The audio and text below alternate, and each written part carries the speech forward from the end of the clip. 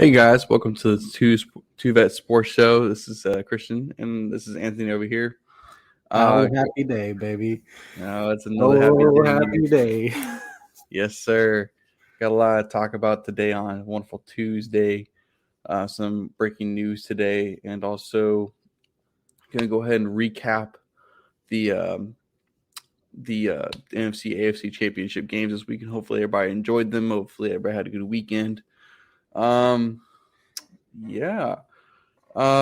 Did you have a good weekend? Did you have anything important you want to top off? I know you're ready. You're itching to talk about what you want to talk about, man. But let's go, baby. How you feeling? Oh, it's a happy day in Houston, man. Happy day in Houston. We got a guy. He's gonna lead us to the promised land, baby. Yeah, I think you guys got the right hire. I think Carolina got the right hire. And Broncos are going to figure something out. I don't know. We'll get into that here in a little bit. But let's go ahead and recap, man. This past weekend. Start off with the first game that happened during the weekend. It was the San Francisco 49ers and the Philadelphia Eagles. I think I came out of this saying that the Philly was going to win. I think you said that you thought the 49ers were going to win. I'm glad I am 1-1 on this. We'll get with this, but 49ers just couldn't get anything rolling against that Philly defense. It didn't also help that Brock Purdy got hurt. Getting a stinger in his arm. I couldn't tell exactly what the actual full-on injury was. I don't know if you know anything about it. I was actually kind of preoccupied during this game. I was actually having a gender reveal for my daughter. Man. I didn't get to really watch this game. One of the things that jumped out at me was that neither team really, and I know Brock Purdy got hurt and didn't play much of the game, but one of the things that really jumped out at me is neither team could get it going in the passing game. Yeah, that's what it seemed like. Both teams have really talented quarterbacks. Mm-hmm. Quarterbacks that have gotten it done all season. Well, for Brock Purdy, the later half of the season, but neither team really got it going in the passing game. And San Fran got it going a little bit on the ground, but it didn't matter. Christian McCaffrey was trying to put them on. He was the only one to score. Was Christian, and I thought they would be able to at least get George Kittle a touchdown, maybe Ayuk. I thought Debo was just going to be a utility, the whole game. I think they were trying to use Debo as like a what do you call it, a cloak and dagger kind of guy. So all 5 touchdowns in this game came on the ground, right? And that's all Philly did was just run the ball, and I think Boston Scott got 1. Sanders got 2. Miles Sanders got 1. Miles Sanders got 2, and Jalen Hurts got 1. Mm-hmm. And then also Boston Scott. Right. Okay, and then they got the field goal. So that's a testament to just you got to play in the playoffs. You have to be able to run the ball, and that scheme, that the ability that they have to run the ball the way they do. It's going to be a problem for Kansas City when they come up next week, but we'll get into that later on this week. We'll talk about the Super Bowl, but this game was really about field position, because I know the Eagles they've got a big number on the scoreboard, but they didn't put up a whole lot of offense. Yeah, I think in total, I'm looking here. Jalen Hurts was 15 for 25 with 121 yards passing. And then Jay Johnson finished it with 7 for 11 with 74 yards. So 269 total yards of offense for the Eagles. Mm-hmm. And I, even watching that game, it blows my mind that the Eagles were able to put up 31 points. Yeah, that's just good. That's just good field position, because their defense was taking away the ball. That's what my understanding was. There was a numerous amount of turnovers, right? There's three turnovers for San Francisco, and they only had 164 yards total. That's a great defensive outing for Philly. Yeah. The Eagles are going to have to do more against that high-powered Chiefs offense. Mm-hmm. Yeah.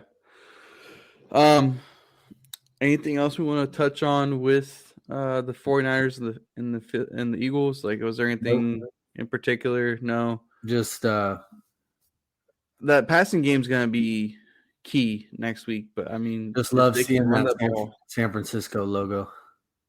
huh? Say again? Just love seeing that San Francisco logo because we got their boy.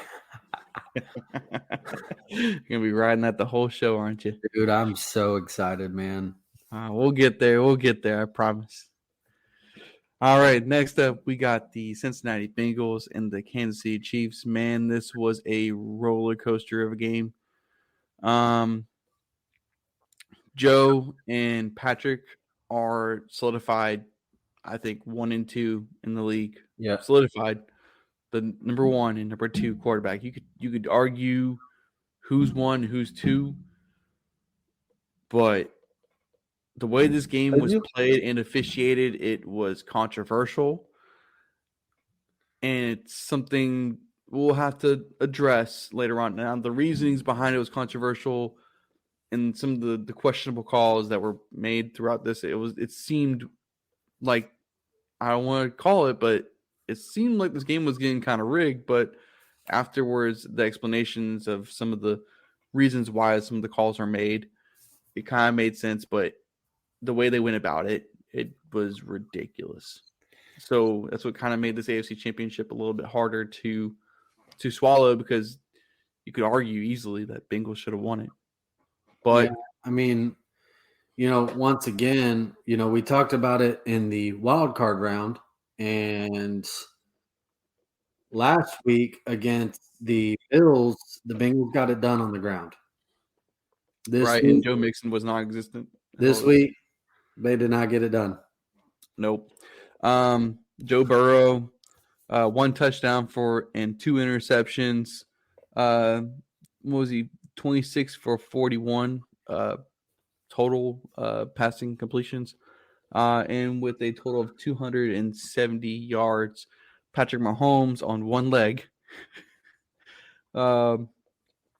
through 29 of 43 completions, 326 yards, and he's not human, bro. He's not human.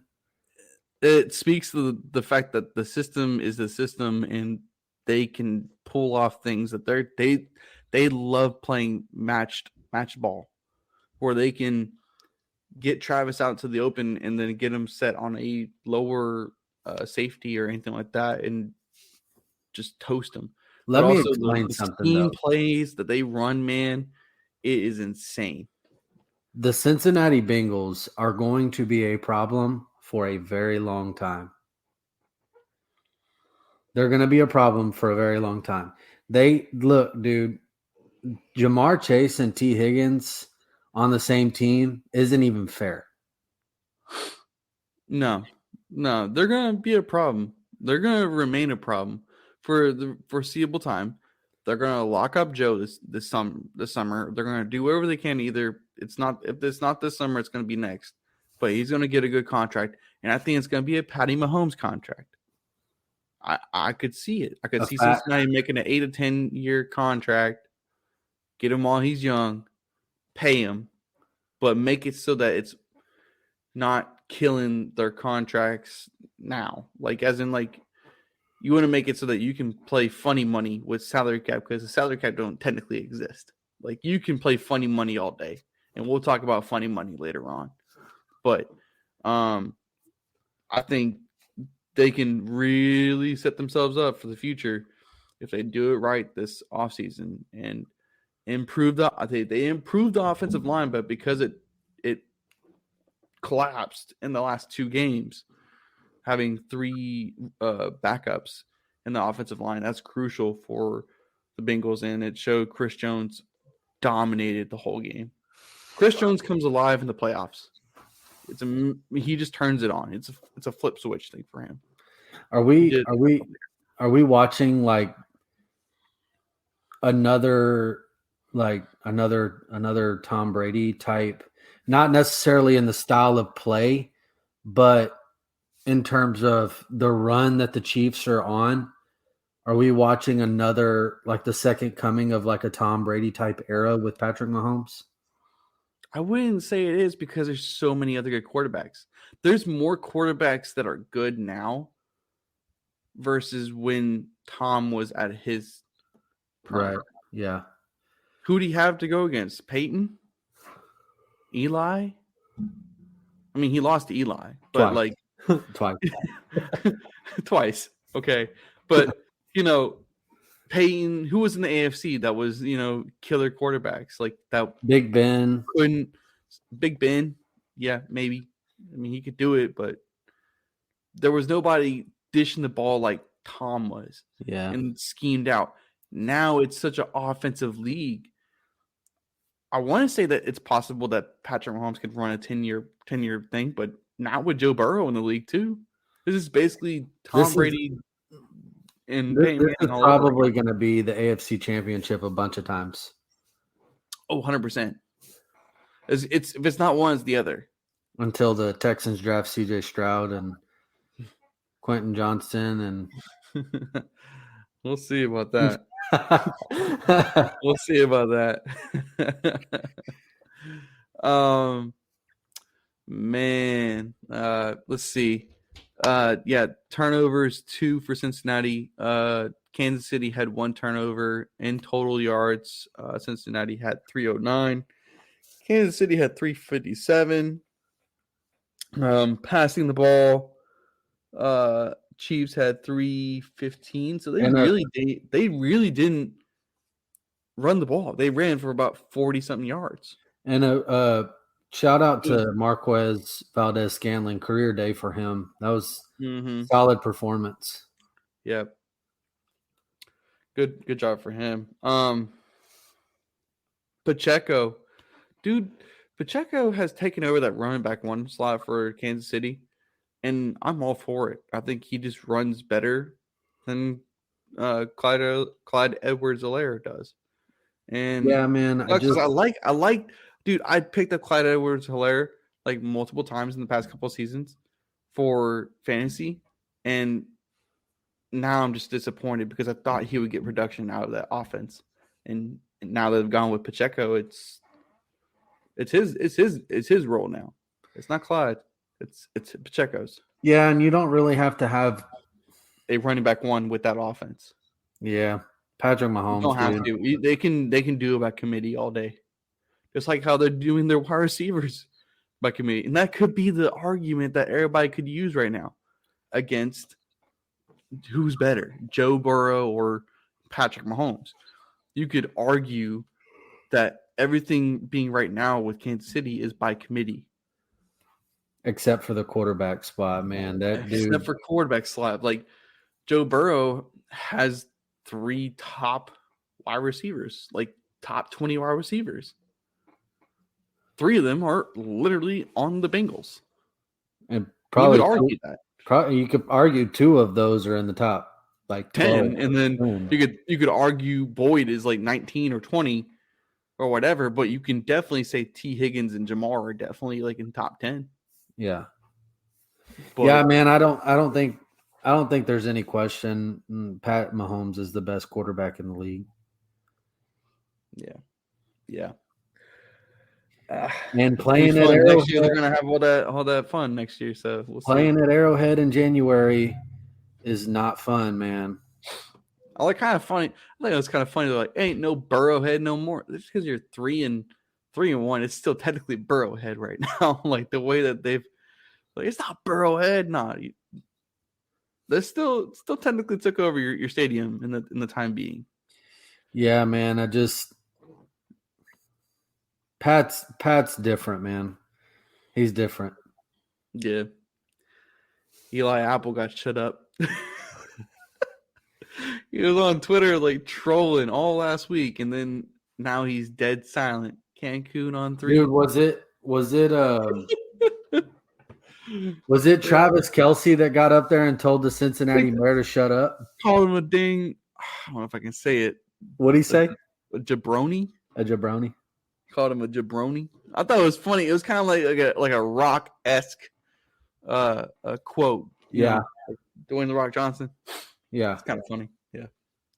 I don't know if you grew up watching wrestling or anything like that. Did you? Yeah, I did. You did? Yep. Okay. My wife always looks at me when I see these wrestling things, and I'm just like, oh, nostalgia. I remember watching that. And she's like, you're a nerd. Oh, good stuff. Dude, that was an epic championship speech. Yeah, that's pretty solid. Pretty solid. Not mad at it. But I think this is going to be a really physical game. But we'll get into the Super Bowl in a later episode, either this week or probably next week when we get closer to the Super Bowl at the actual date. So, let's see. Next up, drum roll, please, because Anthony is about to go crazy. Let's go. Ladies and gentlemen, the Houston Texans have found their head coach. Anthony, can you tell me how you feel? It's just a beautiful thing, man. Look at he looks so good in deep steel blue, bro. First of all, he's familiar. Hey, look when the official announcement came across on ESPN, I was at the gym and literally the whole gym started clapping. So that should tell you the way us Houstonians feel. And keep in mind, we're a pissed off fan base right now. And the fact that we can be happy with something that our leadership did, that should tell you how we feel about this hire. And if the Texans get this draft right, now we got the head coaching hire right, so that makes me happy. If we can get this draft right, man, and I think in December, like we talked about, they may not be a playoff team, but I think we could be talking about the Texans being in the mix. Does that make sense? Yeah, I definitely like playing meaningful football. Yeah, playing meaningful football next year is a possibility, but I want to see what y'all draft. I want to see what kind of players you're going to bring in, the type of offense. Like, it's going to be kind of the Shanahan tree. Cut off that Shanahan tree. You're going to have a good defense. You're going to be able to build that correctly. I hope D'Amico can build it correctly. He's young. This is such a good move for this franchise. They signed him to a 6-year, $55 million contract. It's almost a replica of when the Panthers signed Matt Rule in 2020 to a 7-year, $65 million contract. But there's a key difference between these two, and why I'm bringing this up. D'Amico is actually a coach. He's an actual NFL coach with experience and understands.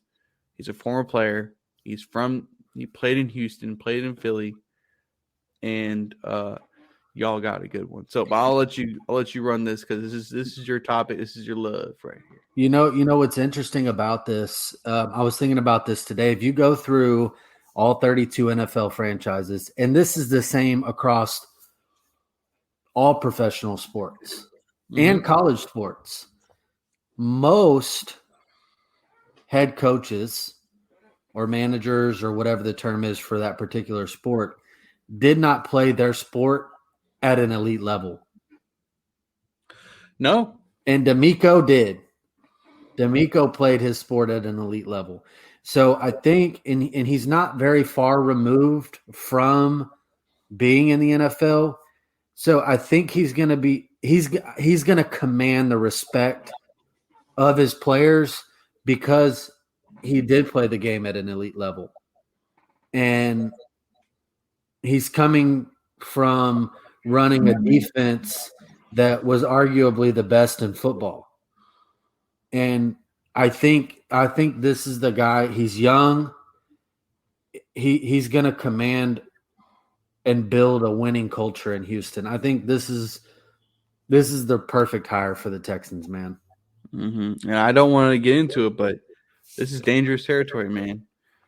Because if they, we're going to celebrate today, but history of Houston Texans right now is who was their head coach 2 years ago?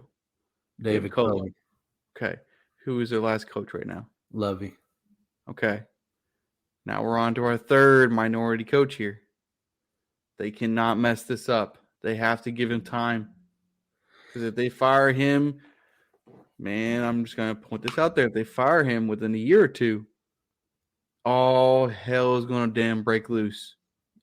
Yeah, man. I don't There think is a lot to this. There's a lot riding on this more than just him being the right coach. I don't think for 1 second that Lovie Smith is a 1 or 2 and done guy, but they shouldn't be. But I do think. Did I say Lovie? I meant D'Amico. Did I say D'Amico? Oh yeah, okay. Yeah, you said Lovie, but sorry, I don't think D'Amico's a 1 and done guy. Nor do I think he's a 2 and done guy. But you can't come in and let me clear the air here. I wasn't a fan of firing Lovie Smith. I don't think that you can go into a season. Hell, I wasn't a big fan of the David Culley hire in the first place, but I don't even think David Culley got a fair shake because you can't go into a rebuilding year and then go 3-13-1 and then fire your coach. We all knew the Texans were going to go 3. A COVID year too at that as well. COVID year was these dudes didn't get to go meet their players until literally training camp time. Like they that whole year shouldn't have counted against David Culley. He should have been able to go into 2021 with the opportunity. Maybe you would have been getting Lovie Smith right now, but I'm curious where Lovie Smith is going to go next because he's a defensive coordinator and he's a good defensive coordinator. He is. But that was my next point. I wasn't a fan of firing Lovie Smith the way that as fast as the Texans did. Mm-hmm. However, in defense of the ownership and Nick Caserio, you can't come in to a team and be this defensive guru and have the 31st or 30th overall ranked defense in the league. Now, I don't know. I wasn't really informed on how things were organizationally ran with Lovie. Was Lovie running the defense or was he calling plays? I know Pep Hamilton was the offensive coordinator. Was the offensive coordinator, and he was running the offense. Was Lovie running that defense or was he just coaching? Did they have a defensive coordinator? Not to my knowledge, man. I mean, is D'Amico going to make that same choice? Is he going to run? So, is he going to run the defense and then and we'll talk about this here in a second. Is he going to run that defense or is he going to try to manage? I've talked about this on many occasions for many years. Regardless of a head coach's mantra, whatever their, whether they're a defensive guy or an offensive guy, I think that you have to have a coordinator on both sides of the ball. Mm-hmm. Because in my opinion, as a head coach, your job is at the team level. And if you are the head coach and the defensive coordinator,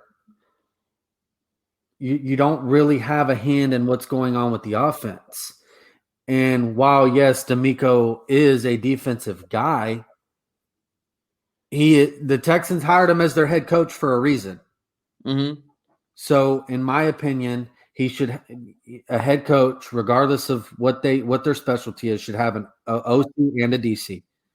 That way, they can go to their coordinators and say, "Hey, this is what I'm thinking." And get feedback from them. Mm-hmm.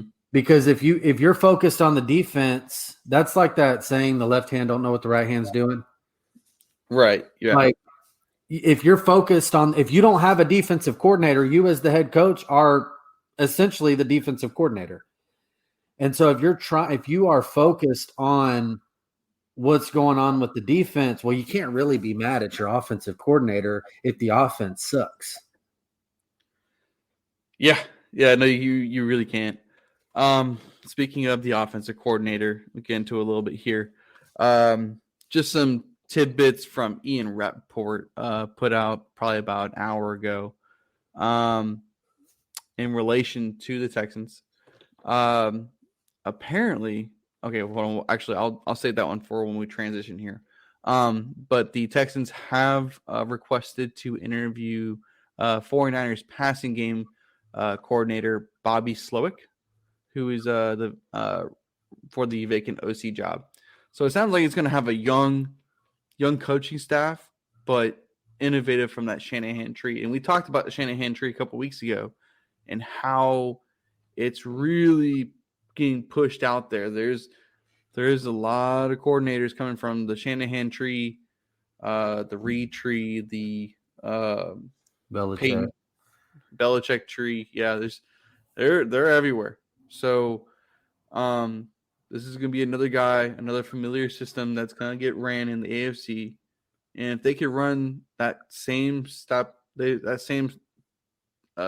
offense and be able to stockpile players who fit for that offense, you're going to need to find a good tight end. You're going to need to find at least two good wide receivers and a running back by committee. And you're going to have to find guys who can play, the Debo, Christian McCaffrey kind of role, the guy who can pop into the slot and then also be a bruising back, or whatever. That's the Kyle Shanahan, offense. It's 21 personnel, spread, trips, trip bunch. It's a whole lot to Kyle Shanahan's offense. So I'm very curious on how much they're going to take from that and what kind of players. Because if you go get Bryce Young or CJ Stroud, you're looking at accuracy and you're going to be able to run that Shanahan offense pretty well. Either one of those two guys. I get Bryce is small, but he's still very accurate, can make plays, ability to get out of the pocket, make magic happen. Before we move on, mm-hmm. I just wanted to. I'm back. It's great to be home. H-Town, I'm back. It's great to be home. Yeah, baby. H-Town. That's good to hear. That's good to hear. Oh, man. So, not only there's two teams out of this that we'll talk about here that got former players to be their head coaches now. But we're going to transition here to the Broncos, which is going to be our next little tidbit. Unless you have anything else on the Texans that you're I think I'm going to order a D'Amico. There's going to be a lot more to discuss in the coming weeks as we see his offensive and defensive coordinators get hired and see where they're going to be at for these pro days, what kind of free agency kind of hits. Senior Bowl is the next 2 weeks of practice and then actual Senior Bowl. So seeing draft content is going to be high right now. So you're going to be able to see guys. Crazy fact about the Senior Bowl before we continue further. The Senior Bowl does not have any first-round quarterback talent in the Senior Bowl for the first time in the past couple of years. There is no one there that is going to be a first-round quarterback. Wow. Bryce, CJ, Levis, and Anthony Richardson. Obviously, some of them are not seniors. They could have at least showed up to do interviews, meet teams, put their face out there. Will Levis is in the dog pound, I think, in NFL eyes because he didn't participate in the Final Bowl with Kentucky, and now he's not participating in the Senior Bowl. He's either has to be injured or there's something going on with him in general. And I haven't understood the hype surrounding Will Levis. I don't know what's going on. He's ruining his stock. That's what he's doing. He's ruining his stock. And he's already got very questionable things going on for him because, yeah. But we'll get into draft content later on.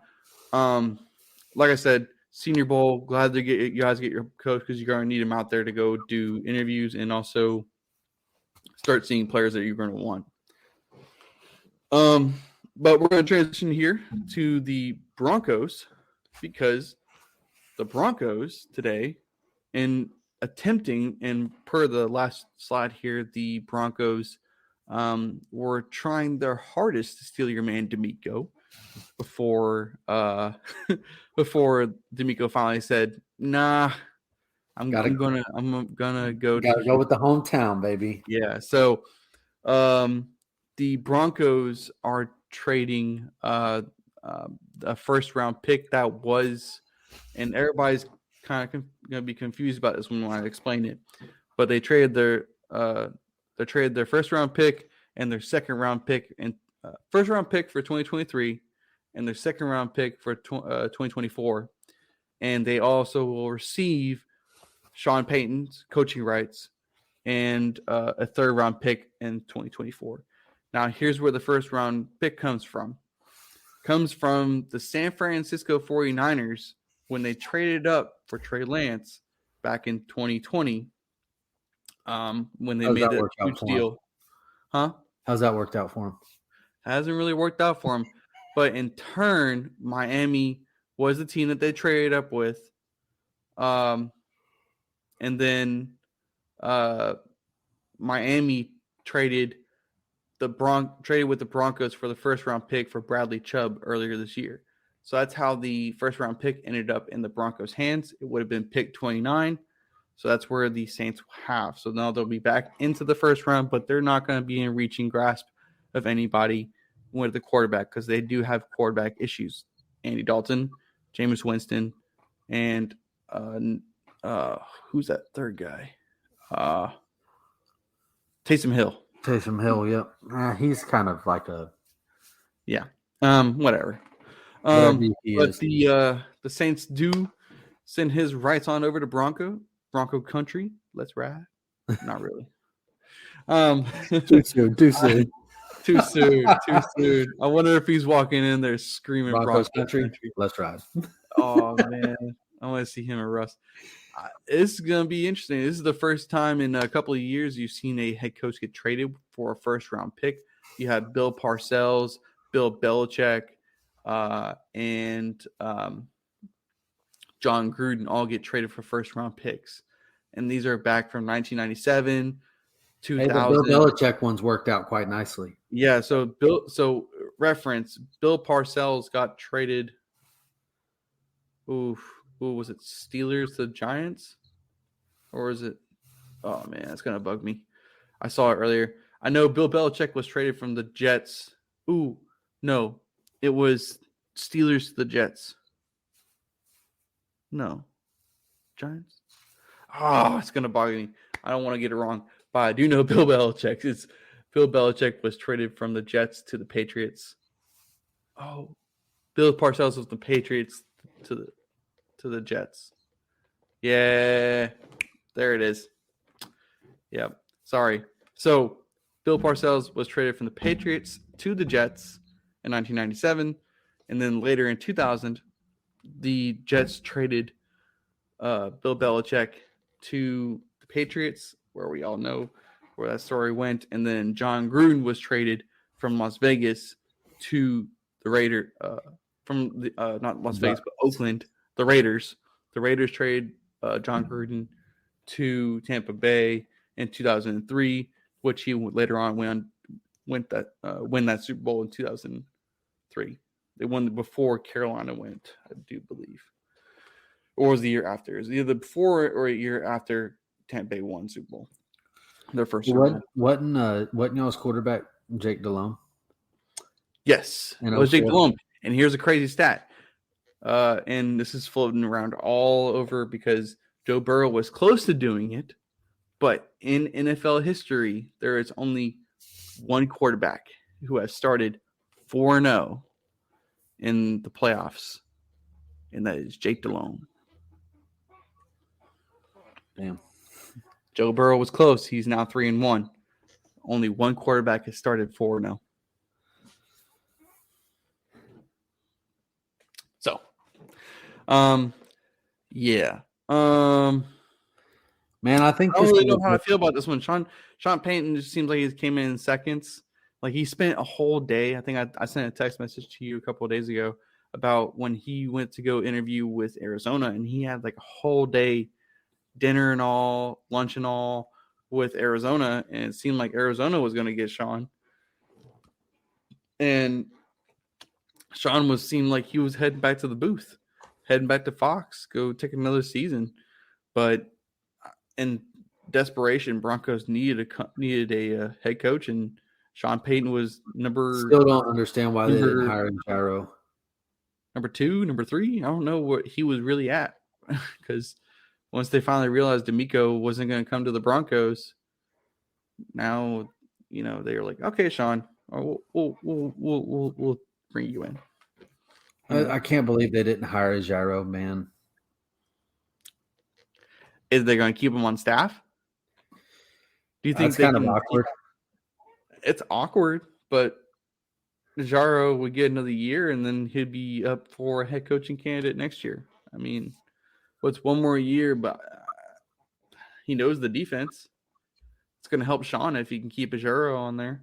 I mean, I'm sure Jaro is still definitely in play. And that's not to say that he doesn't get hired by the Cardinals or the Colts. Right. That's not even one of those two teams, but those two teams I can't figure out. I mean, Arizona is kind of late into it because they hired their GM, Monty Ossenfort, a couple of weeks back, and they've been doing all these interviews. And then they had this little Sean Payton thing. And I don't know how that was going to work. But I don't know. I can't read the Cardinals. I can't figure out who they wanted. Because like yesterday, we all knew that. I called you, man. I was like, D'Amico's coming to Houston. Mm-hmm. And it's not that way with the Colts or the Cardinals right now. And it wasn't that way with the Broncos either. Right. Like, I have no clue who the Cardinals or the Colts are going to hire. Colts are going to hire Jeff Saturday. You think so? It's going to be a riot. I don't know. I don't know at all. I want to say that they're going to hire Jeff Saturday, but I really hope they don't, because that would just be bad. There's a lot better candidates out there than Jeff Saturday. So many. Yeah, I mean, Sean Payton, Broncos, Russell Wilson. That's a lot of draft capital that the Broncos have spent. This was just posted. The Colts are bringing in Brian Callahan for a second interview. Oh, good. That's the offensive coordinator for the Bengals. Correct. Yeah, that's good. Lou Arnomo, Arno, I don't know how to say his last name. He would have been a good candidate, defensive coordinator for the Bengals. He's been pretty consistent. But Brian Callahan's a good name. I like it. I like that. Yeah, another team is about out of. Yeah, I don't know, man. I don't know which direction the Cardinals are going to go. It's very, very interesting for them. Let's see. Sean Payton. He's got to fix that offense. He's got to fix Russ. He's got to figure something out. So this says this right here. This is ArizonaSports.com. Says that the favorite to land the Cardinals job now that D'Amico Ryans and Sean Payton have been hired is Vance Joseph, who is their defensive coordinator that was already on staff, right? Correct. Okay, Vance Joseph was on staff. I mean, that would make sense, but it's kind of hard to retain your defensive coordinator who was on staff and name him the head coach. It's like kind of like doing what Lovie Smith did with Houston last year or this year. There's still some good names out there, man, that the Cardinals could hire. I mean, you got Izaro, you got Brian Flores. You got Mike Kafka. Mm-hmm. So Shane Steichen. I don't know if he's interviewed out there. Jonathan Gannon's obviously staying in Philly. Dan Quinn has returned to Cowboys. Yeah, I can't really think of. okay. Besides zero. This says that as of Tuesday, the Cardinals have requested second interviews with Mike Kafka and Lou Anarumo. So that's the defensive coordinator from the Bengals. So Bengals defensive coordinator and the Giants offensive coordinator, Mike Kafka. Right. Mike Kafka, we talked about this. Mike Kafka was the quarterbacks coach for Pat Mahomes when he first came into the league, and also was with Alex Smith, obviously. He's been up that tree with Andy Reid. It's been a hot name for the past couple of years, helped Pat, but obviously in the way he's done with this year with Daniel Jones to make him more relevant. But it also could be just because Brian Daboll brought his system and how to run a quarterback. Like, I don't know who to give credit to on that. Like, it's kind of hard to give Mike Kafka credit because of who the quarterbacks are and who the head coaches that were helping him as well. So I want to give Mike Kafka as much credit, but do you think, while we're on the subject of the Cardinals, do you think that Cliff Kingsbury is going to be on somebody's staff this year? There's still quite a few offensive coordinator positions open, right? Yeah. So I'm sure he might, but I think he might head back to college. You think so? There's not much to really like. I would say like he would probably be one of those guys that kind of gets put into the name slot. Like when next year, when you start seeing these head coaches get fired for college teams, he could be one of those kind of guys. He could take the year. He doesn't need to work. He's fine. He can take the year off. He's young. He can just sit back, reflect, do what he wants to do. Lives out in Arizona. He's got a dope house. Like, I don't see why he wouldn't chill. I don't know. But whoever's going to inherit Kyler Murray has to figure it out. That's a big question. If Kyler Murray does not figure it out in the next 2 years, what's up? Cliff Kingsbury for coach for Cowboys? I can't read that. I'm sorry. You think he could end up in Dallas? That's a possibility. But Houston works. Houston would work, but I don't think he would go be under a first. That's kind of like demoralizing if you go be behind a first-year head coach like that. Like, you probably need to go be an offensive coordinator for an established coach. Kind of like Bill O'Brien did. Yeah. It would be kind of weird to do that. I do think D'Amico is going to need somebody there who has head coaching experience, and experience on the staff is going to be key. If he's going to bring in young guys to help mold the Texans, he's going to need to bring in some experience, some game management experience kind of guys, assistant head coach, or somebody who's been in the NFL. Like, I hope that's a part of their plan to bring somebody in like that, because if not, I don't want him to not have somebody he can lean on in game situations where he's inexperienced. Like, kind of like how I view Brandon Staley. Like, he doesn't really have many guys on his staff that are head coach experience kind of guys. He's young. He has terrible game management with the Chargers. And also you saw Kevin O'Connell have issues this year with game management issues. And he doesn't really have any assistant head coaches that have experience in that realm. So that's my gripe to new coaches when they're young like this. I feel like they just need somebody on staff who has the ability to help them out in the long term. Let me just say this before we move on. The 49ers have requested to interview Steve Wilkes. I was just about to get into that here, and it's going to be on the next slide. The 49ers defense will not take a step back. No, not with Steve Not Wilkes. if he's their coach. No. So Steve Wilkes is still under contract with Carolina. And Steve Wilkes is gonna lead. If you pair him with Kyle Shanahan, I expect within a year or two he'll be back in head coaching search.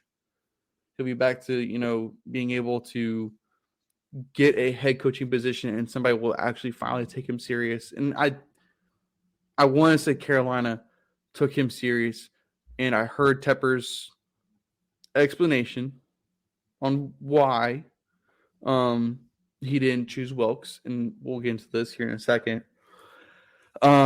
Steve Wilkes deserves a head coaching job, but I think if he was to land somewhere, if he didn't get a head coaching job right now, if he doesn't get like a random, head coaching request for the Colts or the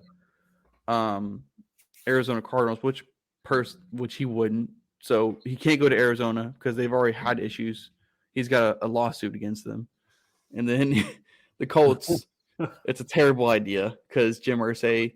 There's a reason why Frank Reich is now in Carolina. Jim Irsay, he's got to figure that out. So he's got to wait till next year. He's got to wait till next year to figure out what head coaching positions are going to be available. And I think 49ers will take a step back underneath Steve Wilkes if he gets a job. Obviously, Vic Fangio is in play for defensive coordinator in the 49ers as well.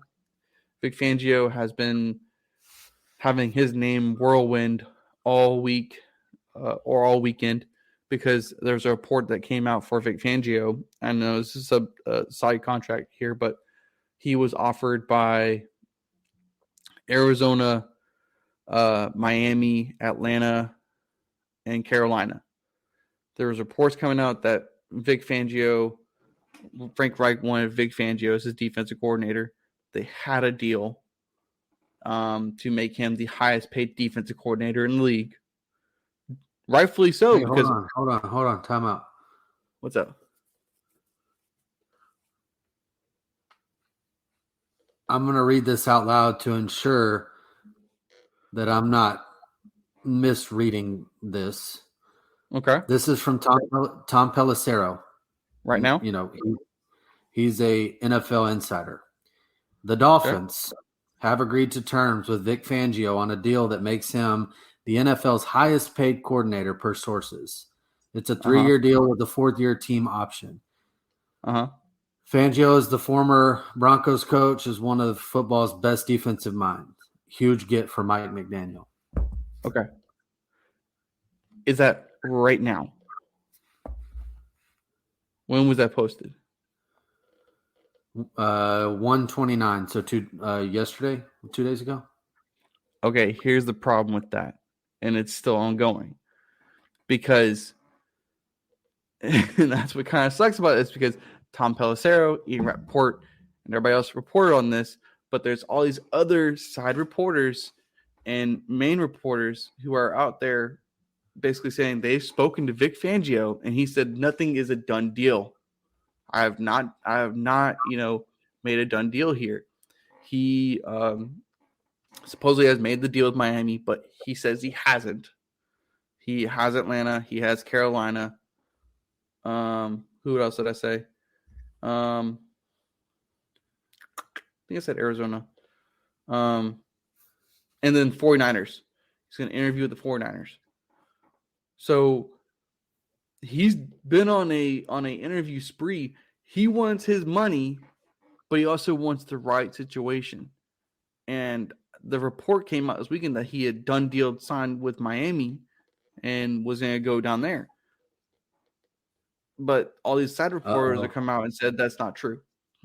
So 33 minutes ago from Sports Illustrated. Okay. Sean Payton, Broncos negotiating with ex-head coach Vic Fangio. But that's because they've been connected the whole time. I wouldn't believe those. It would be a really good defense, don't get me wrong. And that's where I would say Carolina, hey, go get Ijaro Varo. Like, go get him. Like, go get him to be your defensive coordinator. Even if he leaves you in a year to go be a head coach, let him bring the system here, bring a coordinator or two, and then promote within. Vic Fangio could walk into any open, vacant DC. I would love. Yeah, he can walk into any. And here's the thing about Vic Fangio. Vic Fangio was the Carolina Panthers' first defensive coordinator. That's how long he's been in the league. Back in 1995. We get some. It's crazy. Like this is how long this dude has been in the league, and that's how well respected he is. That's why everybody wants him, because they know what he can do on the defensive side of the ball.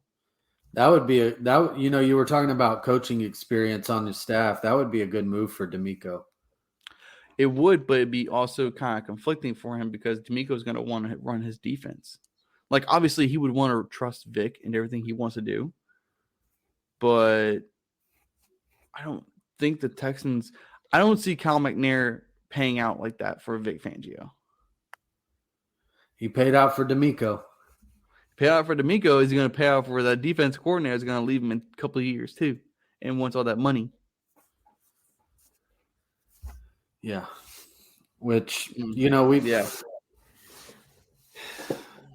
yeah. So that's why I think Steve Wilkes is the right fit for the 49ers. I don't think Vic Fangio should go to the 49ers. I mean, make the 49ers really, really good, but I think Steve Wilkes can do just the same because they have a really good defensive line, really good DBs, and a really stout linebacking core, which is two of the three that Steve Wilkes just needs to run his aggressive style defense that can play ball. They'll stay in top 5 if they get Steve Wilkes. That's just my opinion.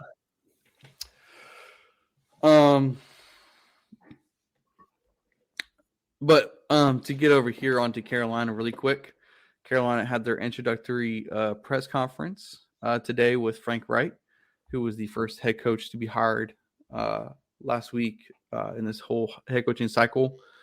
Man, as a Carolina Panthers fan, I must say it was a relief to actually hear an actual head coach give an introductory press conference. I didn't feel like I was getting sold. I felt like I didn't have a Bible salesman meet me at the door talking to me with a screen or whatever. That was Matt Rule. Frank Wright has a plan, has a vision. He's going to run the offense. He's already, and we talked about this earlier about, head coaches running their side of the ball, but I trust Frank Wright to run that side of the ball. He's been winning. He was 40-33-1 in Indianapolis. So he's going to focus on that. He's going to get his quarterback. It's either C.J. Stroud or Anthony Richardson. He wants a guy who's mobile but can stay in the pocket and play the position correctly.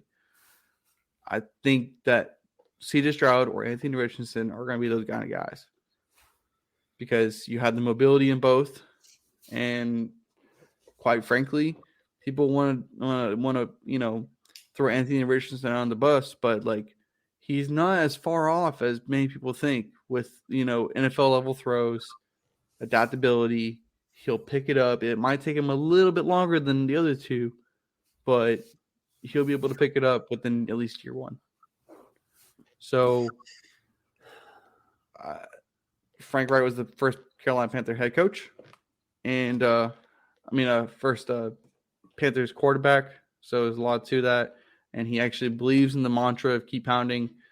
A lot of Panthers fans are happy about that because we had a head coach for the past 3 years that tried to erase that, and that's not what's going to happen in Carolina. You had too many fans trying to beat some head coach's head like a dang drum. So I don't think Frank's going to make that mistake. They kind of know that they need to do that, and it's nice to know that the head coach is just going to be the head coach. He's not going to do any roster control. The only roster part he's going to control is who's active on game day. Other than that, Scott Fitter is going to draft and build the team for Frank. And it's Frank's job to coach and tell me who's active on the day. And I am appreciative of that. I don't want my head coach sticking his little fingers in there and only keeping his guys, his Baylor guys or whatever Temple guys. That's what Rule was doing. It was ridiculous because we got some good players out of it, like Hassan Reddick, who's now on the Philly. And,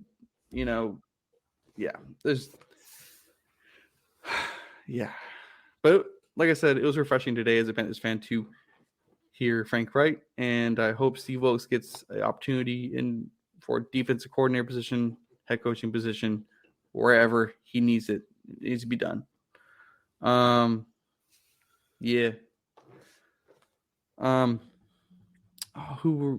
know we were talking about something before I got into Carolina. It's about to come up here. Got it. Kellen Moore was named the offensive coordinator for the Chargers over the week. He was a finalist for the head coaching position for the Panthers. Impressed day on Monday and Tuesday of last week, and then just went home to Dallas, had a nice little powwow with Mike McCarthy, and they decided to part ways. Not even 2 days later, he's having a conversation with the Chargers. People thought he was going to go to Carolina because he had such a good interview. I'm glad he's not because I don't really like him like that. So send him on to Justin Herbert, see what he can do. Maybe he'll help Brandon Staley with that offense because they need it. I mean, they've got a good quarterback, really good quarterback. They've got weapons. They just could not execute 24/7. And I think Kelly can help with that, but their coach is their issue, not the offense coordinator, not the defensive coordinator. So that's just my opinion. I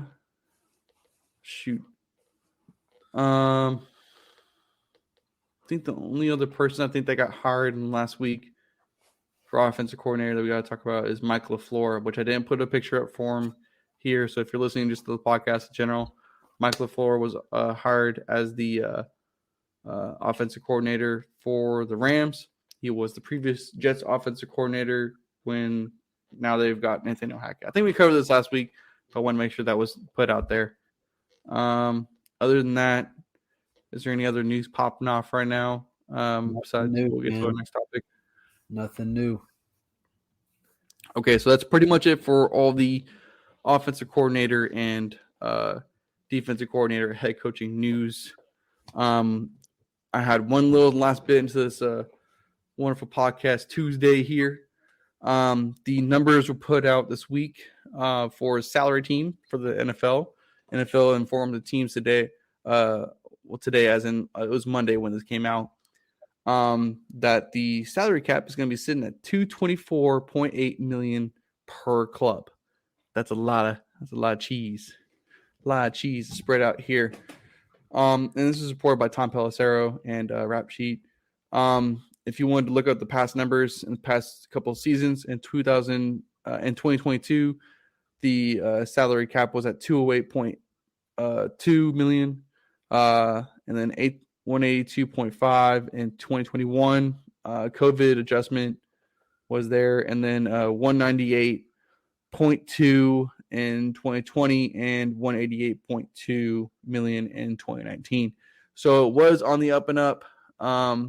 It went down during COVID by a couple mil, but then because they signed the new TV deals, you're starting to see that shared revenue coming through, especially with Amazon. So next season they have the YouTube ticket or whatever. It's not going to be with DirecTV anymore. It's going to be with YouTube.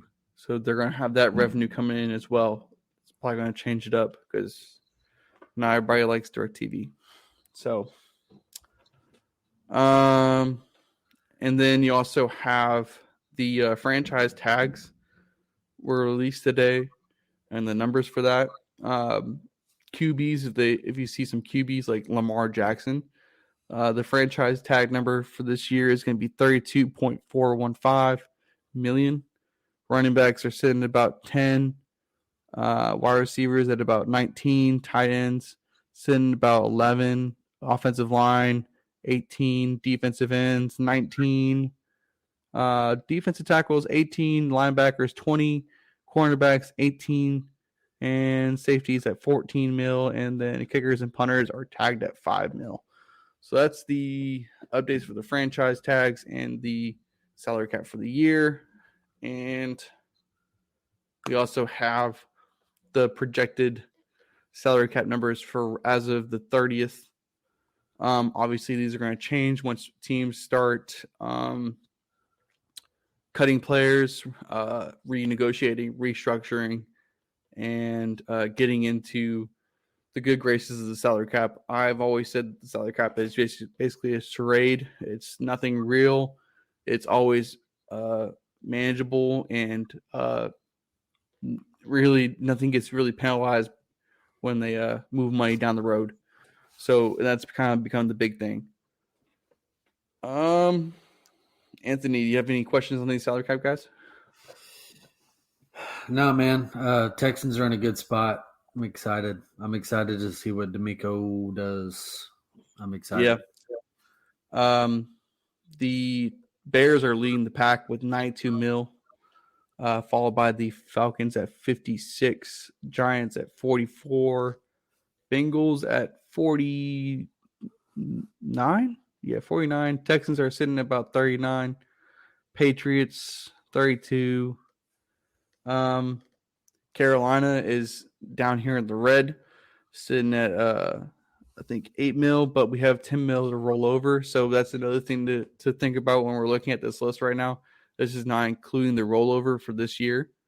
So if your team only spent has like 10 mil left over from last year's salary cap money, they can roll that over to this year, and then that becomes their new money. So it would put Carolina, if you add 10 to 8, so it would actually be what in the negatives.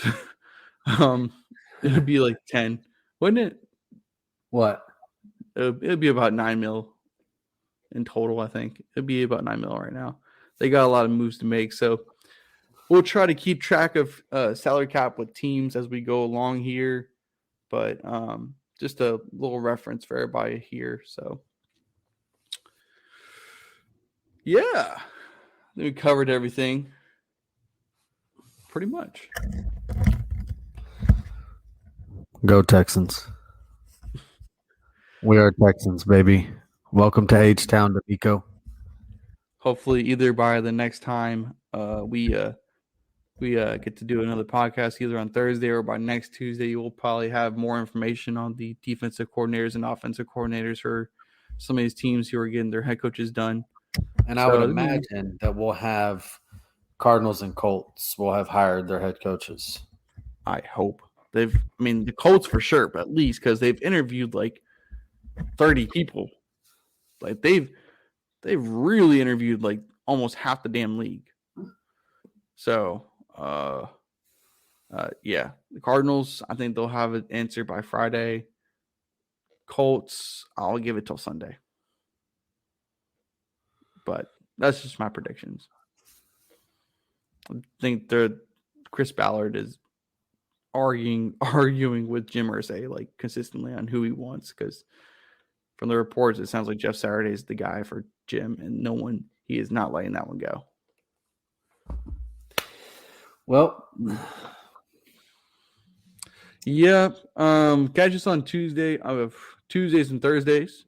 We'll probably be up on Thursday. If there's no new news, we might just wait till Tuesday, but we'll see. We'll definitely be getting into Super Bowl week with predictions coming next Tuesday and Thursday. Really solidify. We might even take a deep dive into both team on both days. Like hit up Chiefs on Tuesday and the Bengals on Thursday, and we'll give a prediction probably or something like that. We'll figure something out for you guys. Kind of keep it a little interesting so you can tune back in whenever. Other than that, y'all have a great weekend, a great rest of the week until you hear from us again. Congratulations to Houston with their head coaching endeavors. They finally figured it out. Congrats to the Panthers for figuring it out, and Broncos. Let's ride. Good job. Good job, I guess. Yep. All right, guys. Have a good week. Appreciate everything you guys do, and please share, like, and friend. Share, like, and Follow. what was it? Follow.